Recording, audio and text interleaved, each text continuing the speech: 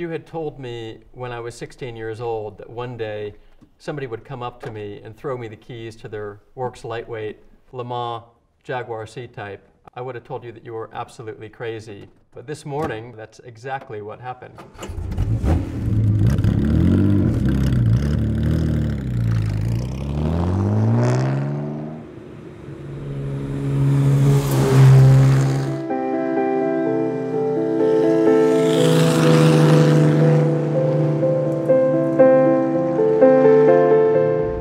My name is David Swig, and today I'm driving this 1953 Jaguar C-Type Le Mans Works lightweight.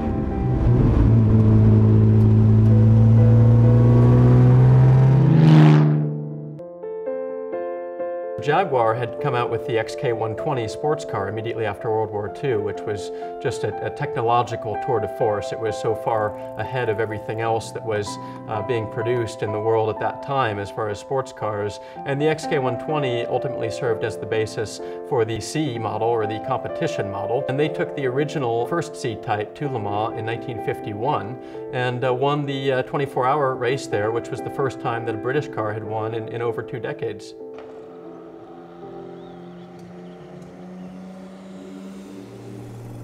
Big thing that came on the scene in '52 that changed Jaguar's position of dominance was Mercedes unveiling the 300 SL sports racing car. So Jaguar was forced to kind of go back to the drawing board and say, you know, we got to rethink these cars so we can beat the Mercedes-Benzes next year.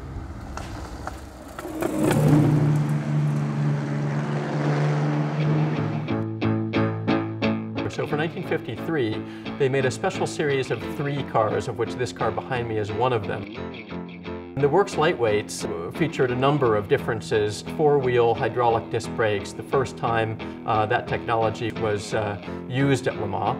They also had a lighter aluminum body. They saved a lot of weight out of these cars. They also fitted them with Weber carburetors, so it had a bit more power, better throttle response. At the end of the 24 hours, Jaguar took 3 of the top 4 places. In 1953 was sort of the swan song for the C-Type because, of course, they were moving on to the D-Type program. So at the end of 1953, this particular car was sold to the great Scottish racing team, Ecuria Coss, where it was raced by a number of different drivers throughout 1954 with great success, including, I think, 8 overall victories at places like Goodwood and Silverstone, Snetterton, Oulton Park, etc. When you consider who drove this particular car and its place in 1950 sports car racing history, no less than 5 Le Mans winning drivers of this period sat behind the wheel of this particular car, which almost gives you goosebumps when you get into its seat.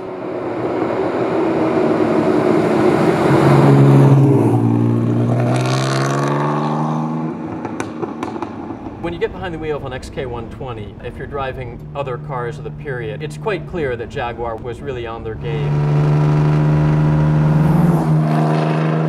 It feels very sure-footed on the road. You take it through a couple of fast sweepers and you really get the feeling that it's very planted. It doesn't feel like a car that's going to bite you and do anything nasty. But you know, what I love about these cars is how communicative they are on the road. How when you're going through a corner, you feel in the seat of your pants and through the steering wheel, every little movement, every little pebble that you drive over.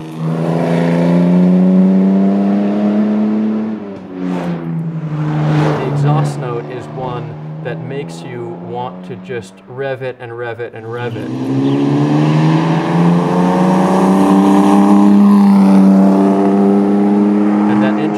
Just gets sweeter and sweeter the farther up you go into the rev range.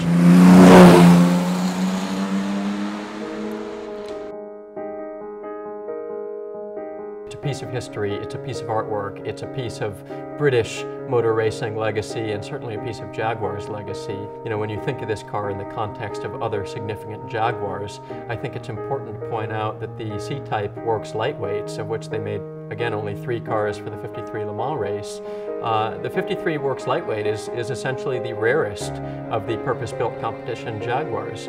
This car is rarer than a long-nosed D-Type, it's rarer than an XKSS, it's rarer than an E-Type lightweight, it's as good as it gets.